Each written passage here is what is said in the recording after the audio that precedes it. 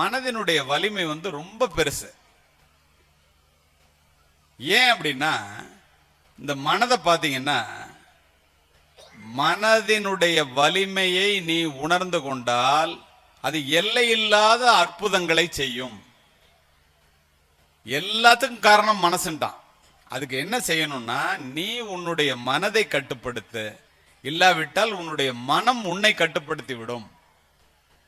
ஒரு தோட்டக்காரன் அல்லது ஒரு விவசாயி களைகள் இல்லாமல் பயிரை எப்படி பார்த்து கொள்கிறானோ, கெட்ட எண்ணங்கள் வராம ஒவ்வொருத்தனும் மனசை பார்த்துக்கணுங்கிறான், பெரிய ஆளா இருந்தாலும் சின்ன ஆளா இருந்தாலும். ஏன் அப்படி சொல்றான்னா, படிக்கும்போது மாணவர்களுக்கு சிந்தனை சிதறல்கள் வருது. எல்லாரும் படிக்கணும்னு நினைக்கிறோம். சில பேர் நல்லா படிக்கிறான், சில பேர் நல்லா படிக்கலையே அப்படின்னு பார்த்தா ஆய்வு என்ன சொல்லுதுன்னா, மனதை கட்டுப்படுத்தாம இருக்கிறவன் தான் சரியா படிக்கல. ஒரு நாளைக்கு ஒரு மனிதனுடைய மனதுல 60,000 எண்ணங்கள் வருது.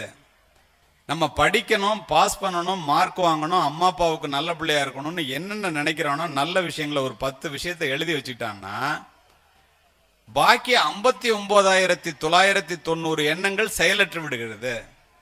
காலையில எந்திரிக்கும் போதே அந்த 10 எண்ணங்கள் மேலதான் அவனுடைய முழுமையான சிந்தனையும் இருக்கும். மற்ற எண்ணங்கள் அவனை பாதிக்காது. ஆனா அப்படி கட்டுப்படுத்தாதவன் எல்லா எண்ணத்தையும் திரும்ப திரும்ப நினைக்கிறதுனால சிந்தனை சிதறல்கள் வருது. படிப்புல ஒருமுகப்படுத்தி படிக்க முடியவில்லை. அப்படின்னா அது தப்பு யாருது? நம்ம மனசை கட்டுப்படுத்துறது நம்ம தானே. நம்ம மனசையே கட்டுப்படுத்துறது இல்ல. அடுத்தவன் நம்ம சொல்றதை கேட்கணும், அவன் மனசு நம்ம சொல்றதை கேட்கணும்னு நம்ம நினைப்போம்.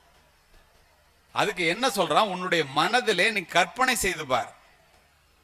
ஆல்பர்ட் ஐன்ஸ்டீன் சொல்றாங்க, மிகப்பெரிய விஞ்ஞானி, அறிவை விட மேன்மையானது கற்பனைங்கிறான். நீ ஒரு பெரிய நீதிபதியாகவோ, நீ ஒரு காவல்துறை அதிகாரியாகவோ, ஒரு கலெக்டராகவோ, ஒரு என்ஜினியராகவோ, டாக்டராகவோ, ஒரு அணு விஞ்ஞானியாகவோ நீ இருப்பதாக நீனே கற்பனை செய்து கொண்டால் அது நிச்சயமா நடக்கும்டாங்கிறான். அப்படி கற்பனை செய்யலைன்னா அது நம்முடைய தப்புங்கிறான். அதோட அவன் நிறுத்தல. நீ ரொம்ப பெரிய ஆள் ஆகணும்னு நினைச்சேன்னா, எல்லோரும் செல்லுகின்ற பாதையிலே நீனும் சென்றால் எல்லோரும் செல்லுகின்ற ஊரைத்தான் நீ சென்றடைவாய். நீ தினம் செஞ்சிட்டு இருக்கிறத நீ செஞ்சேன்னா, காலையில எந்திரிச்சு ஒரு 1/2 மணி நேரம் பேருக்கு படிச்சேன்னா 40 மார்க் தான் வாங்க முடியும். யாருமே சாதிக்காதவற்றை நீ சாதிக்க வேண்டும் என்றால், யாருமே முயற்சிக்காதவற்றை நீ முயற்சிக்க வேண்டும்ங்கிறான். அப்ப என்ன? எல்லாரும் முழிச்சுட்டு இருக்கும் போது நீ முழிச்சிட்டு இருக்கிறது பெருசு இல்ல. எல்லாரும் தூங்கும் போது நீ முழிச்சு படிக்கணுங்கிறான். மெட்ராஸ்ல நான் டெப்டி கமிஷனர் இருக்கும்போது நடந்த நிகழ்வை சொல்றேன். ஆயிஷான்னு ஒரு பொண்ணு 10th ஸ்டாண்டர்ட்ல ஸ்டேட் ஃபர்ஸ்ட் வந்துச்சு. அந்த பொண்ணு மேடைக்கு இந்த மாதிரி பிரைஸ் வாங்க வந்துச்சு. வரும்போது அவங்க அம்மா அப்பா கூட வந்தாங்க. அழுதுகிட்டே வந்துச்சு. நானும் கலெக்டரும் அந்த ஸ்டேஜில் இருந்தோம்.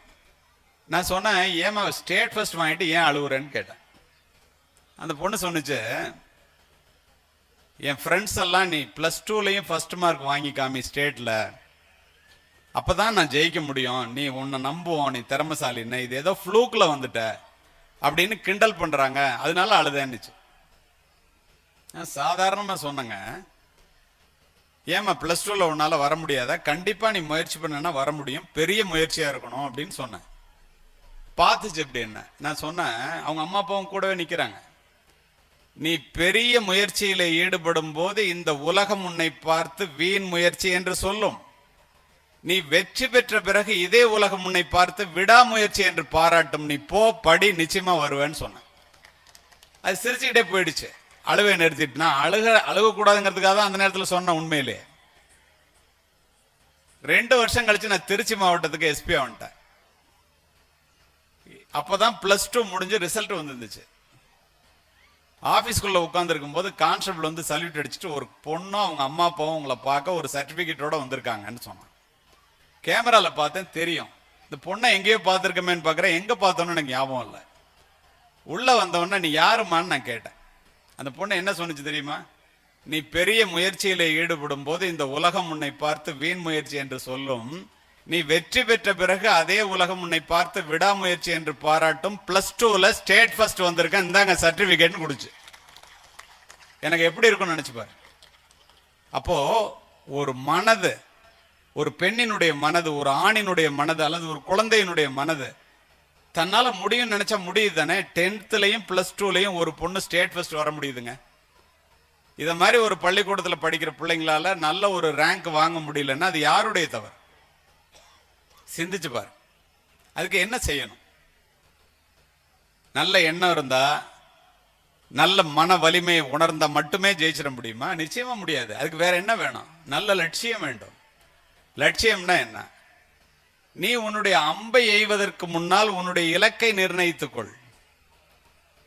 குறிபார்க்காத துப்பாக்கியும் இலக்கினை சென்று அடையாத அம்பும் வீணானது. லட்சியம் இல்லாத வாழ்க்கை என்பது முகவரி இல்லாத கடிதத்தை போன்றது. வாழ்க்கை என்ற பாதையிலே நீ பயணிக்கும் போது ஒரே லட்சியத்தின் மீது கண்வை. ஏன் ஒரு லட்சியம் சொல்றேன் தெரியுமா? நான் எஸ்பி ஆகணும்னா எஸ்பி ஆகணும்னு நினைக்கணும். உங்களுடைய பொருளாளர் என்ஜினியர் ஆகணும்னா அவர் என்ஜினியர் ஆகணும்னு மட்டும் நினைக்கணும். நம்ம என்ன நினைக்கிறோமோ அதுதான் நடந்திருக்கு. நீ என்ன ஆகணும்னு நினைக்கிறியோ நீ அதை நினை.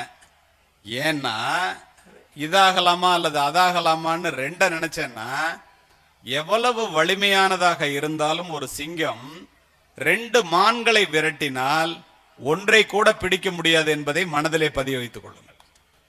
ஒரே லட்சியமா இருக்கட்டும். கார்லேன்னு ஹங்கேரியன் ஆர்மியில ஒரு பெரிய ஆர்மி கேப்டனுங்க 1938 நேஷனல் சாம்பியன் துப்பாக்கி சுடுறதில்ல. அவனுடைய ஒரே எய்ம் என்னன்னாக்க ஒலிம்பிக் போட்டியில தங்கப்பதக்கம் வாங்கணும். அவன் மிலிட்டரியில இருந்து ஹேண்ட் கிரேனேட் கையெறி குண்டு பிராக்டிஸ் பண்ணும்போது கையெறி குண்டு கையிலே வெடிச்சிருது. ஒரு கை துண்டா போய் விழுந்துருது. ராத்திரி பூரா அழுகுறான். கை போயிடுச்சேங்கிறதுக்காக மட்டும் இல்ல, நம்மளுடைய லட்சியம் போயிடுச்சேன். அவங்க அம்மாட்ட போய் நிக்கிறான். ஏண்டா உனக்கு இன்னொரு கை இருக்க, கடவுள் கொடுத்தது, அதை பத்தி நீ நினைச்சு பார்க்கலையான்னு கேட்குறாங்க. அவனுக்கு அப்படியே பொறி தட்டின மாதிரி இருக்கு. தினம் 3 மணி நேரம் பிராக்டிஸ் பண்றவன் 6 மணி நேரம் பிராக்டிஸ் பண்றான். 1940 ஒலிம்பிக் கிட்ட ரெடி ஆகிறான், நடக்கல. First world war. 4 வருஷத்துக்கு ஒரு தடவை ஒலிம்பிக் உங்களுக்கு தெரியும். 44க்கு தயாராகிறான், செகண்ட் வேர்ல்டு வார், ஒலிம்பிக் நடக்கல. 48ல போறான். 28 வயசுல போக வேண்டியவன் 38 வயசுல ஒத்த கையோட, அது இடது கையோட போறான். பீஜிங்ல நடக்குது ஒலிம்பிக். இவனை பார்த்து எல்லாரும் கிண்டல் பண்றான். ஏண்டா லெப்டோட 38 வயசுல எங்களோட போட்டி போட வந்திருக்கியான்னு. அவன் ஒரு கை போயிடுச்சேம்மா, ஒரு கை தான் எனக்கு இருக்கிறது, என்னுடைய வறுமையா இருக்குமா எனக்கு அப்படின்னு போய் அம்மாட்ட சொல்றான். அந்த அம்மா சொல்றாங்க, இங்கிலீஷ்ல சொன்னது தமிழ்ல சொல்றேன். ஒரே ஒரு கை இருக்குங்கிறது வறுமையை நீ நினைக்கிற. வறுமையை கண்டு பயந்து விடாதே, ஒரு திறமை இருக்கு மறந்து விடாதே அப்படின்னு இங்கிலீஷ்ல சொல்லி அந்த அம்மா அனுப்புறாங்க. இவன் போய் போட்டியில கலந்துக்கிறாங்க. என்ன நடந்துச்சு தெரியுமா? 1948 வருடம் கார்லே என்ற ஹங்கேரிய கேப்டன் தன்னுடைய இடது கையினால் பிஸ்டல் ஷூட்டிங்ல, துப்பாக்கி சுடுவதிலே அவன் உண்டாக்கிய சாதனையை இன்று வரை உலகத்திலே யாரும் முறியடிக்க முடியவில்லை என்பதுதான் உண்மை. நீ லட்சியத்தை அடையும் போது உனக்கு தடைகள் வரும். கை போறது மாதிரி தடை வருதா நமக்கு? அதையே தாண்டி அவன் ஜெயிக்கும் போது நம்மளால ஏன் முடியாது? சரி, நல்ல லட்சியம் இருக்கு, வேற என்ன வேணும்? நம்பிக்கைன்னு சொல்றாங்களே என்ன? எல்லாருக்கும் தான் நம்பிக்கை இருக்கு. நம்பிக்கைன்னா எப்படி இருக்கணும் தெரியுமா? உன்னை நீ நம்ப கற்றுக்கொள். ஒரு பறவை கூட மரக்கிளையிலே உட்காரும் போது கிளை முறிந்து விடுமே என்று அஞ்சுவதில்லை. ஏன் தெரியுமா? பறவை நம்பி இருப்பது தன்னுடைய சிறகுகளையே தவிர கிளைகளை அல்ல. கிளை முறிஞ்சிச்சுன்னா பறவை பறந்துரும். தன்னையே நம்பாதவனை நீ எத்துணை தெய்வங்கள் மீது நம்பிக்கை வைத்திருந்தாலும் எந்த தெய்வத்தாலும் விமோசனம் தர முடியாது. விழுந்து கிடந்தால் சிலந்தி கூட நம்மை சிறைப்பிடிக்கும். எழுந்து நடந்தால் எரிமலையும் நமக்கு வழி கொடுக்கும். முடியாது என்று நினைத்து விட்டால் மூச்சு காற்றும் நின்றுவிடும். முடியும் என்று துணிந்து விட்டால் மூளைக்குள் மின்சாரம் பெறப்படுக்கும். தன்னம்பிக்கை என்னும் நெருப்பு பொறியை மனித மனம் தாங்கி நின்றால் எண்ணியது எண்ணியவாறு நடக்கும். இடையூறுகள் எல்லாம் எரிந்து சாம்பலாகும். அப்படின்னா அந்த நம்பிக்கை எவ்வளவு பெருசா இருக்கணும்? நீங்க எல்லாருமே தெரிஞ்சுக்க வேண்டிய ஒன்ன சொல்றேன். புரூஸ்லியே தெரியாதவங்களே இருக்க முடியாது. தற்காப்பு கலையில உலக சாதனை படைத்தவன். அமெரிக்காவில் ஹாலிவுட் இன்டர்நேஷனல் அப்படின்னு ஒரு இடம் இருக்கு, ஒரு அருங்காட்சியகம். பிளானட் ஹாலிவுட் அப்படின்னு பெருசா போட்டிருப்பான். அதுல 1970 வருடம் தனக்குத்தானே தன்னுடைய நம்பிக்கையை கடிதமாக எழுதி சீக்ரெட் அப்படின்னு சொல்லி ஒரு முத்திரையை குத்தி அதை வச்சுக்கிட்டு தினம் தினம் படிச்சு பார்த்து யாருக்கும் காமிக்காம வச்சிருந்த புரூஸ்லியினுடைய கடிதத்தை அந்த பிளானட் ஹாலிவுட்ல ஃப்ரேம் பண்ணி மாட்டியிருக்கான். எல்லாம் பிள்ளைங்கள்லாம் போய் பார்க்கறதுக்காக. அதுல அவன் என்ன எழுதியிருக்கான் தெரியுமா? ஆசியாவில் இருந்து, அவனுடைய சொந்த ஊர் வந்து ஹாங்காங், ஒரு ஏழை சிறுவனாக $1 இல்லாம இன்றைக்கு வந்து 1970 ஜனவரி மாதம் 16ஆம் தேதி நாங்க வந்திருக்கேன். 1980 இதே ஜனவரி 16ஆம் தேதி ஆசியாவில் இருந்து வந்த மிகப்பெரிய நட்சத்திரமாக இந்த ஹாலிவுட்ல அமெரிக்கால இருக்கிற அத்தனை பேரையும் நான் ஜெயிப்பேன், பல கோடி டாலர்களை சம்பாதித்திருப்பேன், குறைந்தது $100 கோடி சம்பாதித்திருப்பேன் அப்படின்னு எழுதி வச்சிருக்கான் அவன் கைப்பட. 73 வரைக்கும் 3 வருஷத்துல கடுமையா பிராக்டிஸ் பண்றான். என்டர் தி டிராகன் படம் வந்துச்சு. ஒரே படத்துல உலக சாதனை படித்து பல 1000 கோடி டாலர்களை சம்பாதித்து உலக அளவிலே பெரிய ஆளானான். அதுக்கப்புறம் இறந்தான், அது வேற விஷயம். ஆனா அவன் சொன்னது, அவன் நினைச்சது நடந்துச்சா இல்லையா? எழுதி வச்சுட்டு பார்க்கறான். அவனே தன்னுடைய நம்பிக்கையை தெரிந்து கொள்வதற்காக எழுதி வச்சுக்கிறான். எங்க ஊர்ல ஒரு பொண்ணு பவித்ரான்னு பேரு, +2 படிக்கும் போது பவித்ரா MBBS அப்படின்னு அவங்க வீட்டு செவுத்துல எழுதி போட்டுருந்துச்சு. இதெல்லாம் நடந்த விஷயம். ஒரு நாள் அவங்க அப்பா, நான் அந்த பக்கம் போகும்போது எனக்கு உறவினர், என் பொண்ணுகிட்ட கொஞ்ச நேரம் நின்று பேசிட்டு போங்க அப்படின்னாரு. போய் நிறுத்தினேன். பார்த்தா பவித்ரா MBBSன்னு செவுத்துல பெருசா எழுதி போட்டிருக்கு. அந்த பொண்ணு +2 படிக்குது. நான் சிரிச்சுட்டே போயிட்டு, பரவாயில்ல இவ்வளவு நம்பிக்கையா இருக்கேம்மா, நல்ல பாடி அப்படின்னு கொஞ்ச நேரம் பேசிட்டு போயிட்டேன். MMCலங்க ரிசல்ட் வந்தோடனே 7 ரேங்க்குள்ள வந்து தமிழ்நாட்டில் MMCல போய் ஜாயின் பண்ணிட்டு ஸ்டெத்தாஸ்கோப் நீங்க தான் வாங்கி கொடுக்கணுமான்னு என் வீட்டுக்கு வருது.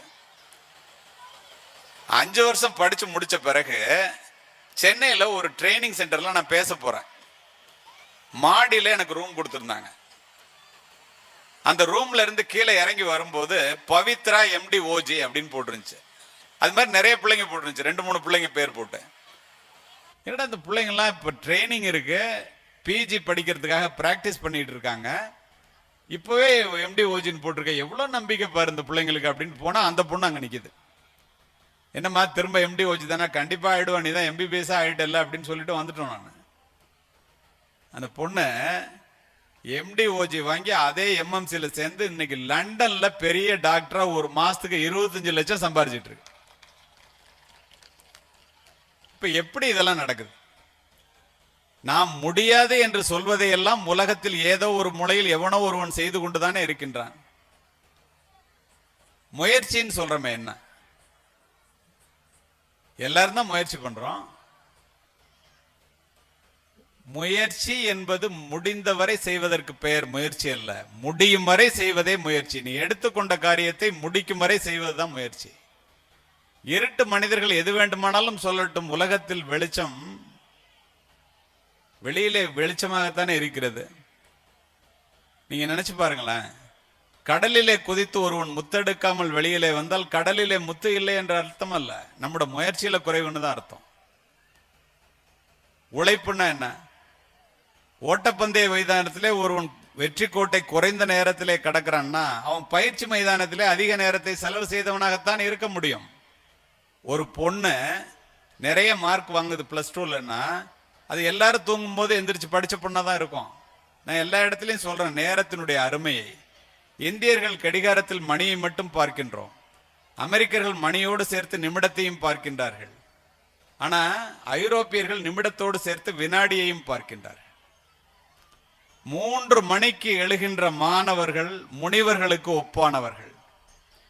4 மணிக்கு எழுந்து படிக்கின்ற மாணவர்கள் +2 10th இருக்கிறவங்க ஞானிகளுக்கு ஒப்பானவர்கள். 5 மணிக்கு எழுபவன் அறிஞன், 6 மணிக்கு எழுபவன் மனிதன், 7 மணிக்கு எழுபவர்கள் எருமை என்பேன். நீங்க எத்தனை மணிக்கு எந்திரிக்கிறீங்கன்னு எனக்கு தெரியாது. பரீட்சை நேரத்துல காலையில சீக்கிரம் எந்திரிச்சு நீ படிச்சு பாரு, அது எப்படி மனசுல பதியுதுன்னு பாரு. இப்ப நான் உங்கள்கிட்ட 1 மணி நேரம் பேசுறேன், நான் கையில பேப்பர் வச்சுட்டு படிக்கிறேனா? உங்ககிட்ட பேச வரும்போது நான் படிச்சுட்டு வர்றேன். இந்த உண்மைகளை தெரிந்த காரணத்தினால்தான் நஞ்சு கொடுக்கப்படும் நேரம் வரை கிரேக்க நாட்டு கவிதைகளை படித்துக் கொண்டிருந்தான் சாக்ரட்டிஸ். தூக்கு கயிற்றை முத்தமிடும் வரை படித்துக் கொண்டிருந்தான் உமர் முக்தார். தூக்கு மேடைக்கு அழைத்து செல்லும் வரை படித்துக் கொண்டிருந்தான் பகத்சிங். தூக்குல போடுறதுக்கு பகத்சிங்கை போய் கூப்பிடுறாருங்க சூப்பரண்ட். 5 மணிக்கு தூக்குல போடணும், 4:30 மணிக்கு படிச்சுட்டு இருக்கான். லெனினுடைய வாழ்க்கை சரித்தினுடைய கடைசி அத்தியாயம் படிச்சு முடிச்சுட்டு தாண்டா வருவோம் போடான்ட்டான். அதுக்கப்புறம் 1/2 மணி நேரத்தில் அதை முடிச்சுட்டு போய் தூக்குல தொங்கிட்டான். நான் ஏன் சிறுமை இதை சொல்றேன் எல்லா இடத்துலையும்? சாக போறவன் அப்படி படிச்சானா, வாழ போற நீங்க, பரீட்சைக்கு போற நீங்க, நீங்க எப்படி படிக்கணும் அப்படி படிக்கிறீங்களான்னு உங்க மனசுக்கே விட்டுறேன். நினைச்சு பாருங்க. சரி, இதெல்லாம் நல்லா இருக்கு, நல்ல லட்சியம் இருக்கு, நல்ல நம்பிக்கை இருக்கு, நல்ல முயற்சி இருக்கு, நல்ல உழைப்பு இருக்கு, நேரத்தை பயன்படுத்துறோம், என்ன வரும்? தான் வெற்றி பெறுவோம் என்று நம்புகிறவர்களுக்கு வெற்றி வந்தே தீரும். ஜெயிக்கிற வரைக்கும் குதிரை வேகத்துல ஓடணும், ஜெயிச்சதுக்கு அப்புறம் குதிரையை விட வேகமா ஓடணும். வெற்றி பெறும் வரை அமைதியாக இரு, வெற்றி பெற்ற பிறகு அடக்கமாக இரு. நீங்கள் அத்துணை பேரும் வெற்றி பெற்றவர்கள் என்று அடித்து சொல்லுவேன். வெற்றி பெறுவீர்கள் என்று நான் நம்புகிறேன். எப்படி தெரியுமா? எல்லாருமே சயின்ஸ் படிச்சுட்டு தானே வர்றீங்க, பெரிய பிள்ளைங்க எல்லாரும். ஒரு தாயினுடைய கருவிலே இருக்கின்ற கரு முட்டையை நோக்கி 70 கோடி விந்தணுக்கள் செல்கின்றன. எந்த விந்தணுவானது வேகமாகவும் விவேகமாகவும் சென்று கருமுட்டை அடைகிறதோ அந்த கருமுட்டை கருவிலே குழந்தையாக உருவாகி தாயினுடைய கற்பப்பையில் உள்ள சாதனைகள் அத்துணையும் சாதித்து சவால்களை சமாளித்து இங்க உட்கார்ந்து இருக்கிறவங்க அத்தனை பேரும் வெற்றியோடு வெளியிலே வந்து விழுந்தவர்கள் தானே. உங்களுக்கு எப்படி தோல்வி வரும்? வாழ்க்கையினுடைய ஆரம்பமே வெற்றி தானேங்க. அதை நம்ம தெரிஞ்சுக்க வேண்டாமா? இறுதியாக இப்படி இந்த மழையிலையும் இருட்டிலையும் உங்களை வந்து பெரிய ஆளாக்கணுங்கிற கனவோட உட்கார்ந்துருக்காங்க அப்பா அம்மா எல்லாம். அப்பா அம்மாவை பத்தி சொல்லி முடிச்சிடறேன், என்ன மழை தூரிட்டே இருக்கு. தாயிலிருந்து தான் தலைமுறை தொடங்குகிறது. ஒவ்வொரு தாயும் ஒரு வரலாறு. தலைமுறை மாற்றத்தை உருவாக்கக்கூடிய தகுதி படைத்தவள் தாய் மட்டுமே. மாதா வயிறறிய வாழா ஒரு நாளும் என்கிறார் வாரியார். மாதாவை ஒரு நாளும் மறக்க வேண்டாம் என்கிறது உலக நீதி. அன்னையும் பிதாவும் முன்னறி தெய்வம் என்கிறது கொன்றை வேந்தன். யார் இல்லை என்றால் இந்த உலகத்தில் நீ பிரவேசித்திருக்கவே முடியாதோ, யாரை இழந்து விட்டால் நீ திரும்ப பெற முடியாதோ அவ பேர் தாண்டா அம்மான்ட்டான். அதோட நிறுத்தலைங்க. என்னுடைய தாயினுடைய காலடியிலே தான் சொர்க்கம் இருக்கிறதுங்கிறார் நபிகள் நாயகம். உன்னுடைய தாயையும் தந்தையும் கணம் பண்ணுவாயாகங்குது பைபிள். என்னுடைய நல்ல குணங்கள் எல்லாவற்றுக்கும் காரணம் என்னை பெற்றெடுத்த தாயேங்கிற ஆபிரகாம் லிங்கன். அத்தனை பேரும் பாருங்க, யாரெல்லாம் அம்மாவை பாராட்டுறாங்களோ தாயை போற்றி வீழ்ந்தவனும் இல்லை, தாயை தூற்றி வாழ்ந்தவனும் இல்லை. அப்போ இங்க இப்படி வந்து உட்கார்ந்துருக்கீங்கல்ல, சித்திர சோலைகளாக இங்க வந்து அமர்ந்திருக்கின்றீர்களே, உங்களை இப்படி பெற்று வளர்ப்பதற்கு உன்னுடைய பெற்றோர், குறிப்பாக தாய், எத்துணை முறை ரத்தம் சிந்தினால் என்று நாம் நினைத்து பார்த்தது உண்டா? தாய் அசல், தெய்வம் அதன் நகல். கண்ணை விளக்காக்கி கையை தொட்டிலாக்கி ரத்தத்தை பாலாக்கி வளர்ப்பவள்தான் தாய். உண்டாக்கி பாலூட்டி வளர்த்த தாயை உமையவள் என்று உணரீரோ உணர்ச்சி கட்டியிருப்பான் பாரதி. நான் எல்லா இடத்துலையும் சொல்றேன், ஓலை குடிசையிலே ஒழுகும் மழை நீரை குழந்தை மேல் படாமல் காப்பதற்காக ஒவ்வொரு தாயும் தன்னுடைய உடலை கூடாரமாக்குகிறாள். இப்ப மழை பெய்து நாம் நனைந்திருப்போம், ஆனால் சிறு வயதில் இருந்து நாம் மழையால் நனைய விட மாட்டாள் தாய். தாயினுடைய கண்ணீரால் நனைந்திருப்போம். இப்படி மழை பெய்து பாருங்க, எல்லா அம்மாவும் அவங்களுடைய புடவை தலைப்பு பிள்ளைய போட்டு தலையை மூடிட்டு இருக்காங்க, அவங்க தலை நினையுது. தனக்காக சமைக்காத அம்மாவும் தனக்காக சொத்து சேர்க்காத அப்பாவும் இந்தியாவில மட்டும்தாங்க இருக்காங்க, உலகத்துல வேற எங்கேயுமே இல்லை. நினைச்சு பாருங்க. கேரளத்து மண்ணால காலடியிலே பிறந்த ஆதிசங்கரர் எல்லாத்தையும் விட்டுட்டு துறவு கோலம் பூண்டுறாரு. தன்னுடைய தாயை மட்டும் பார்க்கறதுக்கு பயப்படுறாரு. பார்த்தாக்கா துறவுக்கு போக முடியாம போயிடுமோன்னு அவர் சொல்றாரு, தாயே நீ இறந்தால் நான் எங்க இருந்தாலும் வந்து மடி சுமப்பேன் அப்படின்னு சொல்லிட்டு தான் துறவு கோலம் போடுறாரு. அதே மாதிரி இறந்தோன்னு வந்து மடி சுமந்தார். பட்டினத்தார் தன்னுடைய தாயினுடைய இறப்பு செய்தியை கேட்ட பிறகு முற்றும் துறந்த முனிவர் பதறி அடிச்சுட்டு ஓடியாரு சுடுகாட்டுக்கு. தன்னுடைய தாயினுடைய உடலை பச்சை வாழை மட்டையிலே வைத்து ஞான நெருப்பால் எரித்து உருகி உருகி 10 பாடல்களை பாடினார். இன்றளவும் தாயினுடைய பெருமையை போற்றுவதற்கு அழியாத சாசனமாக அமைந்திருக்கிறது. சரி, முற்றும் துறந்த முனிவர்களுக்கும் உங்களுக்கும் எனக்கும் தான் தாய் பாசமா, மற்றவங்களுக்கு இல்லையா? வரலாறு இல்லை என்கிறது. எல்லாருக்கும் உண்டு தாய் பாசம். எப்படி தெரியுமா? கோடிக்கணக்கான யூதர்களை கொன்று குவித்த ஹிட்லர் 2ஆம் உலகப் போரிலே தான் தோல்வியை தழுவிய பிறகு துப்பாக்கியால் சுட்டு இறந்து போக வேண்டும் என்று நினைக்கும் போது தன்னுடைய தாயினுடைய புகைப்படத்தை கையில எடுத்து மார்பிலை தழுவியபடி துப்பாக்கியால் தலையிலே சுட்டுக்கொண்டு நாற்காலியிலே சரிந்து கிடந்தான் என்கிறது வரலாறு. அதுதான் தாய்ப்பாசம். இந்த அம்மாவை பத்தி இவ்வளவு சொன்னதுக்கு காரணம், இந்த அம்மா எல்லாம் அந்த பிள்ளைங்கள்ட்ட கேட்கிற ஒரே ஒரு விஷயம், ஒரே ஒரு ஆசை, தனக்கு கிடைக்காத கல்வி அந்த பிள்ளைக்கு கிடைக்கணும், நீ நல்லாகணும், பெரிய ஆளாகணுங்கிற ஒண்ணு தானே. தயவு செய்து பிள்ளைகளே, எக்காரணம் கொண்டும் உன்னுடைய தாயினுடைய கண்ணிலே கண்ணீர் வருவதற்கு நீ காரணமாக இருந்து விடாதே. ஏனென்றால் உலகத்திலேயே துயரமான கண்ணீர் தாயினுடைய கண்ணீர் தான் என்பதை மனதிலே பதிவு வைத்துக் கொள்ளுங்க. சமீபத்தில் அப்பாவை பத்தியும் ஒரு வார்த்தை சொல்லி முடிக்கணும்னு நினைக்கிறேன். 168 விமானம், ஒரு பெரிய விமானம் 168 பயணிகளை கடந்து தூக்கிட்டு மேல 35,000 அடி உயரத்துல பறந்துகிட்டு இருக்கு. மத்திய தரை கடலுக்கு மேல நடந்த சம்பவம், கதை இல்ல, நிஜம். திடீர்னு ஒரு பெரிய வெடிச்சத்தம், என்ஜின்ல கோளாறு, என்ஜின் ஆஃப் ஆயிடுது, புகை மண்டலம், மரண ஓலம். 35,000 அடி உயரத்துல பறந்துட்டு இருக்கிற விமானம் என்ஜின் நின்று போனோம்னா அப்படியே இறங்குது கீழே புவியீர்ப்பு விசையில. பைலட் வெளியில ஓடியான்னு சொல்றான், விமானம் தண்ணியில விழுவ போகுது, எல்லாம் லைஃப் ஜாக்கெட் போட்டுக்கோங்க, முடிஞ்சா உயிர் பிழைக்கலாம். 20,000 அடி வந்துடுச்சு. துணை விமானி மட்டும் திரும்ப அதை ஆன் பண்ணி பார்க்கறான், அந்த என்ஜினை தொடர்ந்து ஆன் பண்ணிட்டே இருக்கான். 5,000 அடி வந்துருச்சு, தண்ணீரை தொட போகுது. திடீர்னு லைட் எரியுது, ஒடியாந்து சொல்றான் என்ஜின்ல லைட் எரியுதுன்னு. இவன் ஓடி போய் உட்கார்ந்து ஆன் பண்றான், விமானம் ஸ்டார்ட் ஆயிடுது. தண்ணீரை தொட இருந்த விமானத்தை மேலே எழுப்பி பக்கத்துல எமர்ஜென்சி லேண்டிங்னு சொல்லி பக்கத்து நாட்டுல தரையிறக்குறான். இப்ப 3 மாசத்துக்கு முன்னாடி நடந்தது. இறங்கின உடனே பத்திரிகைக்காரர்கள்லாம் வந்து இறப்பினுடைய விளிம்பை தொட்டுட்டு வந்திருக்கீங்களே, கடைசி நேரத்துல யார நினைச்சீங்க, என்ன நினைச்சீங்க? அவனுக்கு அவன் வேலை. ஒருத்தன் நாட்டங்கிறான், ஒருத்தன் வீட்டங்கிறான், மனைவிங்கிறான், பேங்க் பேலன்ஸ்ங்கிறான், வாழ்க்கை பாதியிலே போயிடுச்சுன்னு ஒவ்வொரு நாட்டுக்காரனும் ஒவ்வொன்னா சொல்றான். என்னுடைய பிள்ளைகளை அனாதையாக விட்டு விட்டு இறக்கப் போகிறேனே என்று வருத்தப்பட்டேன் என்று சொன்ன 11 பேரும் இந்திய தந்தைகள் என்பதை பிள்ளைகளாகிய நீங்கள் தெரிந்து கொள்ளுங்கள். அம்மாவிடம் ஒட்டிக்கொள்வோம், அப்பாவிடம் எட்டி நிற்போம். அம்மாவுடைய பாசம் வெளிப்படையானது, அப்பாவுடைய பாசம் வெளியே தெரியாது. சாப்பிட வாடான்னு கூப்பிடுறது அம்மாவுடைய பாசம். உட்காரும் போதே அவன் சாப்பிட்டானா, பொண்ணு சாப்பிட்டுச்சா அப்படின்னு கேட்டுட்டு உட்கார்றது அப்பாவோட பாசம். இந்த உலகிற்கு உன்னை அறிமுகப்படுத்தியவள் உன்னுடைய தாய். இந்த உலகத்தை உனக்கு அறிமுகப்படுத்தியவர் உன்னுடைய தந்தை. கீழே விழாம இருக்கணும் எப்படின்னு சொல்லி அம்மா சொல்லி தருவா. கீழே விழுந்தா எந்திரிக்கிறது எப்படின்னு அப்பா சொல்லி தருவார். அப்பாவுக்கு கொஞ்சம் தெரியாது, அப்பாவிற்கு அழக்கூட தெரியாது, தன்னுடைய சிரமங்களை அப்பாவுக்கு சொல்ல தெரியாது.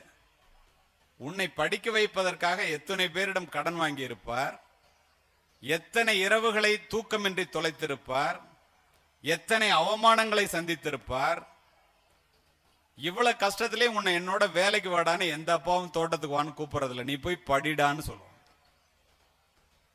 ஏன் தெரியுமா? உங்க அப்பா உனக்கு செய்யற எல்லாத்தையும் பாரு. நீன்னு சின்ன வயசுல அவருக்கு கிடைக்காததாவே இருந்திருக்கும், இந்த கல்வி உட்பட.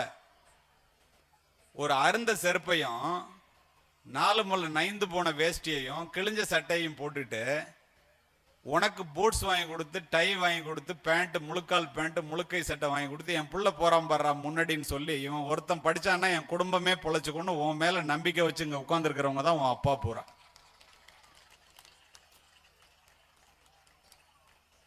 அப்பா அருகில் இருந்தால் தனி திமிர் தன்னால் வந்துவிடும், பெரிய நம்பிக்கை வந்துடும்.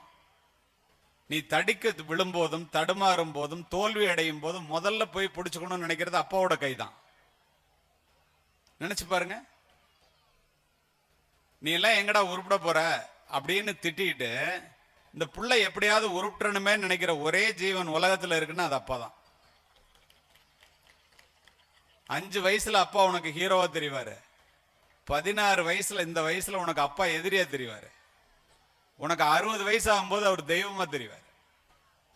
அதான் அப்பா. உண்மையான ஹீரோ அவர் தான். உண்மையிலேயே அவருக்கு நடிக்க தெரியாது. நீ நிறைய தடவை அவரை ஏமாத்திருப்ப, அவர் ஒரு தடவை கூட உன்னை ஏமாத்திருக்க மாட்டார். ஏன் தெரியுமா? தன்னுடைய இரத்தமாகவும் சதையாகவும் உன்னை நினைப்பவர் தான் உன்னுடைய தந்தை.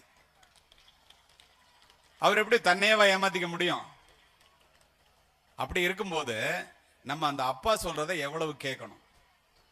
தந்தையினுடைய முடி உதிர்ந்த மண்டையில், வெடிப்பு விழுந்த கால்களில், வெடித்து போன கைகளில், நரம்பு தெரியும் உடம்பில், குழி விழுந்த கண்ணுல,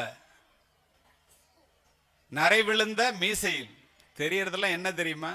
உனக்காக அவர் உழைத்து உழைத்து ஓடாய் தேய்ந்து போன அந்த அனுபவத்தினுடைய சான்றுகள் தான் அவை என்பதை இந்த குழந்தைகளாக இருக்கும் போதே மனதிலே பதிய வைத்துக் கொள்ளும். கங்காதாஸ் அப்படின்னு சொல்லி ஒரு அப்பா, ஒரு தோட்டக்காரர். அந்த தோட்டக்காரர் இன்டர்நேஷனல் பள்ளிக்கூடத்தில் தோட்டக்காரரா 15 வருஷமா வேலை பார்க்கிறார். ஒரு நாள் அடுத்த நாள் அன்னையர் தினம், அதுக்காக அந்த பள்ளிக்கூடத்தில் ஒரு போட்டி. இதை காரணத்தோட சொல்லி முடிக்கிறேன். அந்த பள்ளிக்கூடத்தில் போட்டியில எந்த பிள்ளை அம்மாவை பத்தி நல்லா எழுதுதோ அந்த பிள்ளையினுடைய அப்பா அம்மாவை பள்ளிக்கூடத்துக்கு முக்கிய விருந்தினராய் அழைக்கணும் அன்னையர் தினத்துக்குன்னு முடிவு பண்ணியிருக்காங்க. கட்டுற போட்டி நடக்குது. பேப்பர் திருத்துறாங்க. ஒரே ஒரு பேப்பரை கொண்டு வந்து அந்த கிளாஸ் டீச்சர் கொண்டு வந்து ஹெட் மாஸ்டர்கிட்ட கொடுக்குறாங்க. ஹெட் மிஸ்ட்ரஸ் லேடி அதை படிச்சு போட்டு அவங்க வச்சுட்டு தோட்டக்கார போய் கூட்டிடுவாங்கங்கிறாங்க. தோட்டக்கார போய் ஏன்டா கூப்பிடுறாங்க அப்படின்னு சொல்லிட்டு அவர் உளுந்தடிச்சு ஓடுறாரு. என்ன தன்னை அவரை பார்த்ததே இல்லை பிரின்சிபலை, காரை தான் பார்த்துருப்பாரு. அவ்வளோ பெரிய பள்ளிக்கூடம், 7500 பேர் படிக்கிறாங்க. எனக்கு தெரியும் அந்த பள்ளிக்கூடத்தை, பேசியிருக்காங்க. போனோன்ன இந்த பேப்பரை படிச்சு பாருங்கிறார். அவருக்கு படிக்க தெரியாது இங்கிலீஷ், தமிழ்ல படிச்சு சொல்லுங்கிறாங்க. அந்த கடிதத்தை படிக்கிறாங்க ஒரு டீச்சர். அந்த கடிதம் நான் சொல்ற மாதிரி வருது. நாளைக்கு அன்னையர் தினத்திற்காக அம்மாவை பற்றி எழுத சொல்லி இருக்கின்றீர்கள். நான் அம்மாவை பற்றி எழுத போவதில்லை, நான் என்னுடைய அப்பாவை பற்றி எழுத போகிறேன். ஏன் தெரியுமா? நான் மலை கிராமத்தில் பிறந்தேன். சுகாதாரம் இல்லை, மின் வசதி இல்லை, மருத்துவ வசதி இல்லை. குழந்தைய பிறக்கும் போதே நிறைய அம்மா இறந்துருவாங்க. என்னுடைய அம்மாவும் என்னை பெற்று போட்டு விட்டு இறந்து போய்விட்டார். நான் தாயினுடைய முகம் பார்த்ததில்லை, தாய் என்னை தொட்டி தூக்கியதில்லை. அன்பு, கருணை, பாசம்லாம் அம்மாட்ட இருக்கும்னு நீங்க சொல்றீங்கல்ல, அதெல்லாம் எனக்கு தெரியாது. அதை பூரா நான் என் அப்பாட்ட தான் பார்த்தேன். நான் பிறந்தோன்ன தாயை கொன்றவள் என்ற பழிச்சுமை என் மீது வந்தது. ஏன்னா பிறக்கும்போது அம்மா செத்து போயிட்டாங்க. கிராமம் தானே, அப்படித்தானே சொல்லுவாங்க. பெண் குழந்தை நீ கொன்று விடுன்னு சொன்னாங்க சொந்தக்காரங்கெல்லாம். எங்க அப்பா கேட்கல. அந்த லெட்டர்ல எழுதியிருக்க அந்த பொண்ணு சொத்து தரமாட்டேன், இன்னொரு கல்யாணம் பண்ணிக்கலான்னு எங்க தாத்தாவே சொன்னார். அதையும் கேட்கல. இரவோடு இரவாக கட்டி இருந்த வேஷ்டியோடு என்னை தூக்கி தோளிலே போட்டுக்கொண்டு 27 மைல் நடந்து மலையிலிருந்து கீழே வந்தார். இந்த நகரத்திற்கு வந்து 12 வருஷமா அந்த ஸ்கூல்ல நான் படிக்கிறேன். 12 வருஷமா கிளாஸ்ல ஃபர்ஸ்ட் வர்றேன். நான் என்னுடைய அப்பா தனக்கு எதுவுமே வேண்டான்னு எனக்காக எல்லாத்தையும் தியாகம் பண்ணார். இந்த நேரத்துல அப்பா அம்மாவை பத்தி எனக்கு தெரியாது. அப்பாவை பத்தி சொல்லலைன்னா நான் தப்பு செஞ்சவன் ஆயிடுவேன். ஆனா அந்த போட்டியில நான் தோத்துருவேன்னு எனக்கு தெரியும். ஆனா அப்பாவுக்கு செய்யற நன்றியா நான் நினைக்கிறேன். என்னுடைய இந்த வளர்ச்சி காரணம் என்னுடைய தந்தை. எல்லாரும் நினைக்கிறாங்க, ஏன்டா இந்த பொண்ணு வந்து இதை வந்து இப்படி எழுதியிருக்கு அப்பாவை பத்தி. யார் இந்த பொண்ணு? தோட்டக்காரர் வந்து நிக்கிறாரு, அவரை நிக்க வச்சுட்டு ஏன் இந்த பிரின்சிபல் படிக்கிறாங்க அப்படின்னா, கடைசியில் அந்த பொண்ணு எழுதியிருக்குங்க, என்னை 12ஆம் வகுப்பு வரை இந்த பள்ளிக்கூடத்திலே படிக்க வைப்பதற்காக இத்துணை தியாகமும் செய்தவர் இந்த அறையிலே நிற்கின்ற என்னுடைய இந்த தோட்டக்காரர் தான் என்னுடைய அப்பா என்று எழுதியிருக்கிறார். சூரியனுடைய கிரணங்கள் கூட ஈரமாக்க முடியாத கங்காதாசினுடைய உடல் அந்த பேப்பரை கொடுங்கன்னு வாங்கி வச்சுட்டு மார்போடு அணைச்சிட்டு அழுகுறார். இப்படி இந்த பெண்ணின் பாசம்தான், மகளின் பாசம்தான் தந்தையினுடைய பாசத்தை இன்னும் வாழ வைக்கின்றது. இப்படிப்பட்ட தந்தைகள் இன்னும் இருக்கின்றார்கள். நான் ஏற்கனவே கூறியதைப் போல தாய்மார்களும் இருக்கத்தான் செய்கின்றார்கள். 4வது படிக்கும் போது தாமஸ் ஆல்வா எடிசனுக்கு அவங்க வாத்தியார் ஒரு லெட்டர் எழுதி கொடுத்து அனுப்புறார். இந்த லெட்டரை உங்க அம்மாட்ட தான் கொடுக்கணும், வேற யார்ட்டையும் கொடுக்க கூடாதுன்னு. போய் கொடுக்குறான். இந்த எரித பிரபஞ்சத்தினுடைய பிரம்மாண்ட தேவையான மின்சார பல்பை கண்டுபிடித்த தாமஸ் ஆல்வா எடிசனுங்க நான் சொல்றது, வேற யாரும் இல்லை. அந்த அம்மா அதை படிச்ச உடனே கண்ணில் தேம்பி தேம்பி அழுகுறாங்க. ஏமா அழுகுற அப்படின்னு கேட்குறான். இந்த லெட்டர்ல நீ ரொம்ப புத்திசாலி புள்ள, ஸ்கூல்ல சொல்லி கொடுக்கறதுக்கு வாத்தியாரே பத்தல, அவ்வளவு அறிவு இல்லை யாருக்கும், நாளையில இருந்து பள்ளிக்கூடத்துக்கு வர வேண்டாம், நீ நூலகத்துக்கு போய் நீங்களே அழைச்சிட்டு போங்கன்னு எழுதியிருக்காரு. என் பிள்ளை இவ்வளவு புத்திசாலியான்னு நினைச்சு நான் சிரிக்கிறேன், ஆனந்த கண்ணீர் விடுறேன் அப்படிங்கிறேன். அப்படியாம்மா, அப்பனா நாளையில இருந்து பள்ளிக்கூடத்துக்கு போக வேண்டாம்னு நூலகத்துக்கு போறாரு. டெய்லி அந்த அம்மா அவனை அழைச்சிட்டு போய் நூலகத்துல விட்டுரும். எப்ப பார்த்தாலும் லைப்ரரியிலே உட்கார்ந்துருப்பார். உங்களுக்கு தெரியும், உலகத்துல ஆயிரக்கணக்கான சாதனைகளை, கண்டுபிடிப்புகளை நிகழ்த்தியவன் Thomas Alva Edison. Electric bulb உட்பட. அவங்க அம்மா இறந்து போறாங்க. வீட்டை காலி பண்ணணும். வீட்டை காலி பண்ணிட்டு போறதுக்காக புக்கெல்லாம் எடுக்கிறான். அம்மாவுடைய நினைவாவே இருக்கு, நம்ம வேற வீட்டுக்கு போயிடுவோன்னு. ஒரு கடிதம் கீழே விழுவுது. அந்த கடிதத்தை எடுத்து படிக்கிறான். அது 4வது படிக்கும்போது அவங்க வாத்தியார அவங்க அம்மாவுக்கு கொடுத்த கடிதம்னு தெரியுது, மேல எழுதியிருக்கு. அதை படித்து விட்டு கதறி கதறி அழுகின்றான். அதுல என்ன எழுதிச்சு தெரியுமா? ஒரு தாயினுடைய திறமையை பாருங்கள். உன்னுடைய பிள்ளை மூளை வளர்ச்சி இல்லாத குழந்தை, இந்த பள்ளிக்கூடத்திலே உன்னுடைய பிள்ளை படிக்க முடியாது, அழைத்து கொண்டு போய்விடு. ஆனா அவ சொன்னது என்ன?